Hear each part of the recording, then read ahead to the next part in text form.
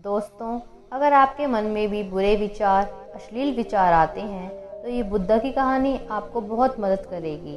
अगर आपको ये कहानी अच्छी लगे तो प्लीज़ मेरे चैनल को लाइक कीजिएगा, सब्सक्राइब कीजिएगा और सपोर्ट कीजिएगा। तो चलिए कहानी शुरू करते हैं।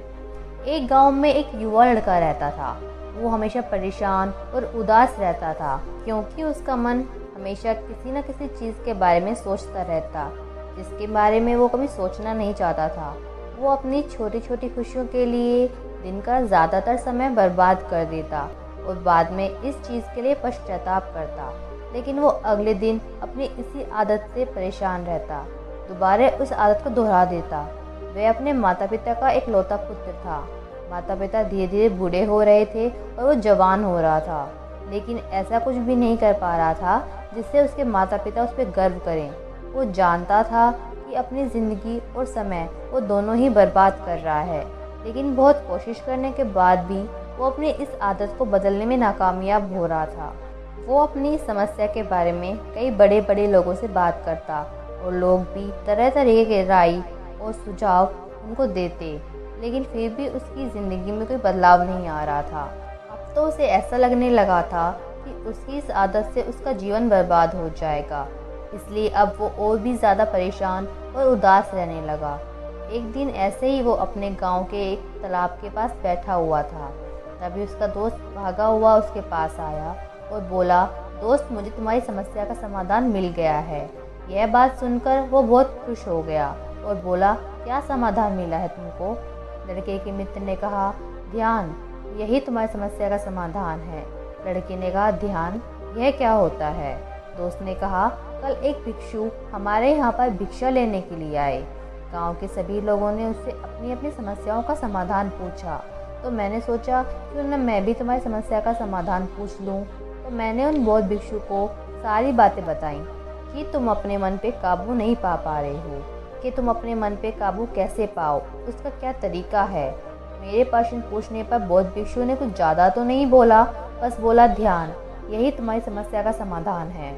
मैंने सोचा तुम्हें ध्यान के बारे में पता होगा, इसलिए मैंने उनसे ध्यान के बारे में कुछ ज़्यादा नहीं पूछा।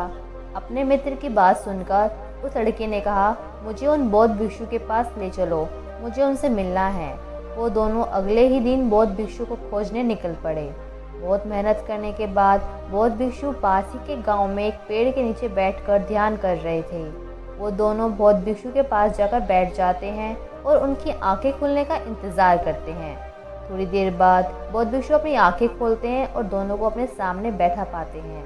वो दोनों बौद्ध भिक्षु के सामने प्रणाम करके बोलते हैं कि आप ध्यान का मार्ग तो बता के आ गए, पर ध्यान है क्या?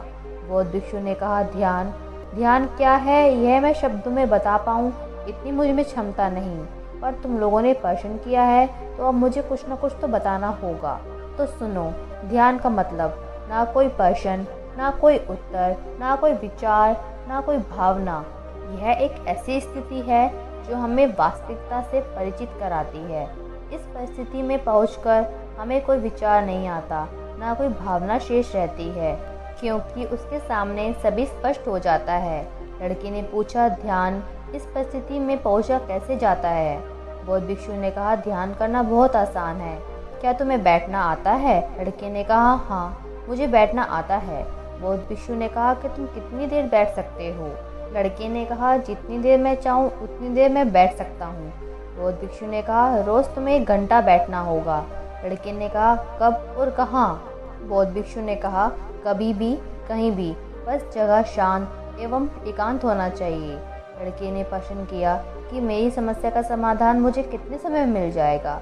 भिक्षु ने कहा, सिर्फ 1 दिन, बस तुम 24 घंटे आंखें बंद करके बैठ सको तो। बौद्ध भिक्षु की आज्ञा लेके वो लड़का घर चला गया और घर जाकर उसने ध्यान करना आरंभ किया। जैसे ही वो लड़का ध्यान करने बैठता है, उसके मन में तरह तरह के विचार आने लगते हैं, जैसे कि मेरा भविष्य कैसा होगा, जिससे मैं प्यार करता हूँ क्या वो भी मुझे प्यार करती है, क्या उससे मेरी शादी हो पाएगी या नहीं, और अन्य कई तरीके के अश्लील विचार उसके ध्यान में आते हैं। तभी उसके ध्यान में आया कि ध्यान की अवस्था में तो कोई भी विचार नहीं आना चाहिए, लेकिन अपने विचारों को रोकने का प्रयास करता है। लेकिन क्या बहती हुई नदी को कोई रोक पाया है? लेकिन वो लड़का अपने विचारों को रोकने में नाकामयाब हो जाता है और अपनी आंखें खोलकर बैठ जाता है और सोचता है कि जितने भी मैंने कार्य अब तक किए हैं, यह कार्य सबसे ज़्यादा कठिन है। और बौद्ध भिक्षु बोल रहे थे कि ध्यान करना बहुत आसान है। यह बात बोलते बोलते लड़का बौद्ध भिक्षु से मिलने निकल पड़ता है और वो बौद्ध भिक्षु से मिलके बोलता है कि यह कार्य तो बहुत ज़्यादा मुश्किल है। मैंने बहुत प्रयास किया पर मैं अपने विचारों को नहीं रोक पाया। बौद्ध भिक्षु ने कहा, तुमसे किसने कहा था कि अपने विचारों को रोको? तो लड़के ने कहा कि प्रभु, विचार रहित स्थिति कैसे प्राप्त होगी? आप तो कह रहे थे कि ध्यान में ना कोई प्रश्न होता है, ना कोई विचार, ना कोई भावना। बौद्ध भिक्षु ने कहा कि हमारे दिमाग में कई तरीके के विचार आते हैं और हमारा मन किसी एक विचार को पकड़ के बैठ जाता है और पूरी तरीके से उसके बारे में सोचने लगता है। इस तरह हमारा मन पूरे दिन विचारों के जाल में फंस जाता है और हम भूल जाते हैं कि हम क्या कर रहे थे और हमें क्या करना है। ध्यान करते समय तुम्हें कई बार विचार आएंगे, पर उन विचारों को मन से नहीं लगाना। धीरे धीरे इन विचारों की गति मंद पड़ जाएगी और समय आने पर विचार आना बंद हो जाएंगे। बौद्ध भिक्षु के मुंह से सारी बातें सुनकर वो लड़का घर वापस चला जाता है और दोबारा ध्यान करने लगता है।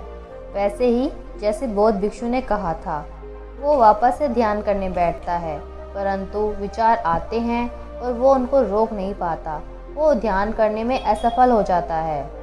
वो वापस से बौद्ध भिक्षु के पास जाता है और उनसे कहता है कि मैं जब भी अपनी आंखें बंद करता हूँ, मेरे मन में गंदे गंदे विचार आते हैं, अश्लील विचार आते हैं। बौद्ध भिक्षु ने कहा कि कोई विचार अच्छा या बुरा नहीं होता, इसलिए कभी भी किसी भी विचार को ज़बरदस्ती दबाना उचित नहीं। किसी भी चीज़ को नज़रअंदाज मत करना, सभी को स्वीकार करो, तभी तो मुक्त हो पाओगे। इतना बोलकर मुस्कुराए और वहाँ से उठकर चले गए और लड़का समझ गया कि उसे रोज़ ध्यान करना है और अपने विचारों को दबाना नहीं है, उन्हें स्वीकार करना है।